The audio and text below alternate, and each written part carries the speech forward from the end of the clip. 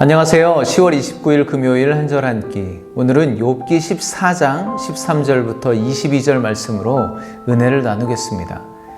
어제 욥의 기도가 생각나시나요? 다 죽은 것 같은 그루터기만 남은 나무도 물을 머금으면 다시 싹을 내며 살아나는 희망이 있는데, 자기는 이렇게 호흡이 끊어지면 수월에 떨어져 다시는 일어나지 못할 것을 절망하며 그의 아픈 마음을 토로하는 기도를 들었습니다. 오늘 그의 기도는 더욱더 절실해집니다. 13, 14절 말씀을 보겠습니다.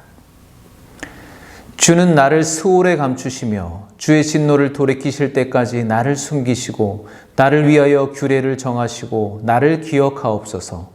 장정이라도 죽으면 어찌 다시 살리이까? 나는 나의 모든 고난의 날 동안을 참으면서 풀려나기를 기다리겠나이다. 욥은 자신이 점점 생명을 잃어가고 이렇게 숨이 끊어져 스올에 떨어지면 다시는 일어나지 못할 것이라고 절감하고 있습니다. 건강하고 혈기왕성한 장정도 숨이 끊어지면 다 끝나버리는데, 이렇게 연약하고 기력이 쇠한 자신은 오죽하겠느냐고 자신의 한계를 체념하고 절망하고 있는 것이죠. 어제 고백했듯이 자기에게는 아무런 희망이 없다고 말합니다. 그런데 욥은 다소 애매모호한 말을 합니다.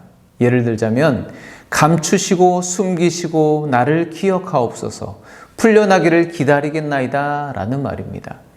물론 이대로는 희망이 없습니다. 현실적으로는 다시 일어날 가능성이 없어 보입니다. 절망스럽죠.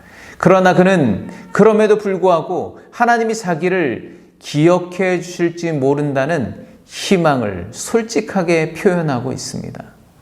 사람이 죽으면 가게 되는 수올, 그곳에서 결코 돌아올 수 없다는 것을 스스로 인정하고 말하고 있으면서도 오히려 하나님의 진노가 멈출 때까지 자신을 스올에 감추고 숨겨두셨다가 진노가 끝나면 다시 자신을 기억해 주시고 그를 부르셔서 말할 기회를 주시기를 기대하고 있는 것처럼 보입니다. 지금 이 욥의 기도를 그의 친구들이 들은다면 어떤 반응을 할까요? 솔직히 현실적으로는 헛된 희망처럼 보입니다. 살아서는 벗어날 수 없는 그 가혹한 고통을 죽어서라도 벗어나고 싶다는 말이잖아요. 하지만 이제 그게 욥에게 남아있는 유일한 희망입니다. 모든 사람이 죽음, 무덤, 영원한 파멸이라고 여기는 스올이 이제 그에게는 유일한 희망의 공간이 되어버렸습니다. 그러니 지금 욥의 기도가 얼마나 절실한가요? 지금 욥의 고통이 얼마나 컸는지를 조금은 이해할 수 있는 기도의 한 구절이 아닐까 생각해 봅니다. 그리고 그는 계속 기도를 이어갑니다. 그러하온데 이제 주께서 나의 걸음을 세시오니 나의 죄를 감찰하지 아니하시나이까? 주는 내 허물을 주머니에 봉하시고 내 죄악을 싸매시나이다. 우리 성경은 욥이 스올에서 고난의 시간을 견딘 후에 하나님을 다시 만날 때가 되었을 때 하나님께서는 그의 죄악을 보시지도 않고 볼 수도 없게 주머니에 봉해 버리실 것이라는 기대와 소망을 말하고 있는 것으로 번역을 했습니다. 그런데 원문에는 조금 다르게 표현하고 있습니다. 물론 의미는 같지만 원어와 가깝게 번역된 공동번역 성경을 보면 이렇게 되어 있습니다. 지금은 나의 걸음을 낱낱이 세십니다마는 나의 허물을 모르는 채 하여 주실 수는 없습니까? 나의 죄를 자루에 넣어 봉하시고 나의 죄악을 모두 지워 주실 수는 없습니까? 네, 의미가 훨씬 잘 이해되고 전달되죠. 우리 성경보다는 더 솔직하고 직설적으로 표현하고 있습니다. 그렇습니다. 욥은 자신은 도무지 이런 재앙을 받을 만한 죄를 지은 것 같지 않은데 하나님께서는 어째서 자기의 걸음을 낱낱이 세실 정도로 자신의 허물을 세세하게 살피시고 고난을 주실 기회만 엿보고 계시냐고 말하고 있습니다. 하지만 이제 그만 자신의 허물을 보시고 모른 채 해 주실 수 없느냐고 말하고 있죠. 학교 다닐 때 교련 시간이 있었잖아요. 네, 군대 가면 또 기초 군사 훈련이라는 것을 받게 되는데, 그때 이제 제식 훈련을 합니다. 차렷, 열중샷, 좌양 앞으로가, 우양 앞으로가 그런 훈련들을 하게 되는데, 저는 이제 중간만 하면 된다 해서 이제 묻어가는 그런 쪽인데, 꼭 틀리는 사람들이 정해져 있습니다.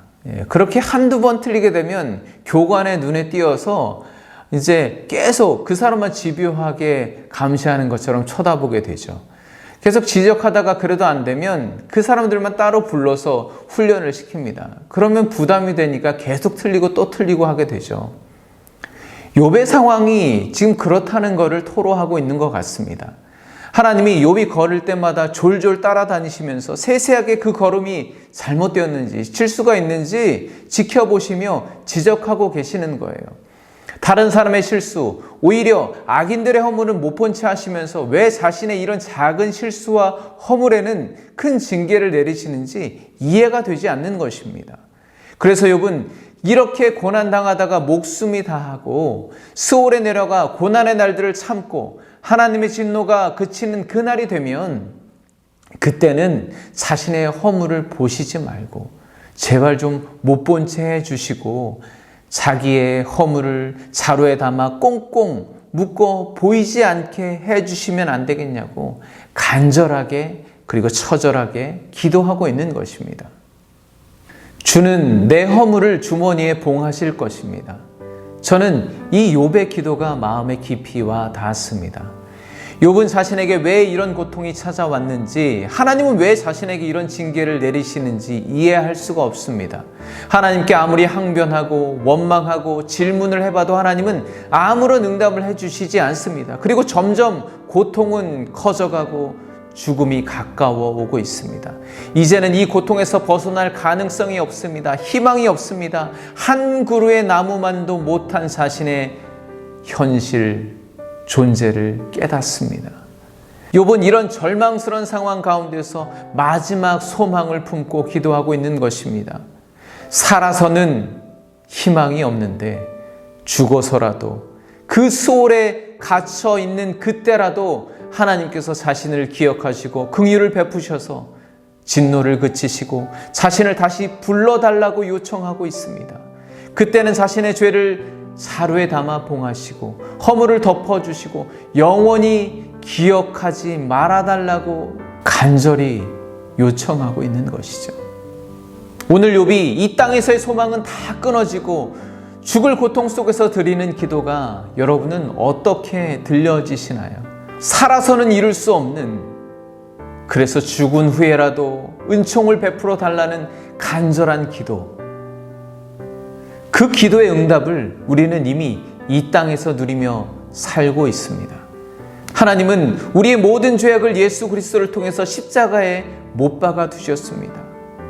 예수 그리스도의 보혈로 우리의 죄를 씻어 주셨습니다.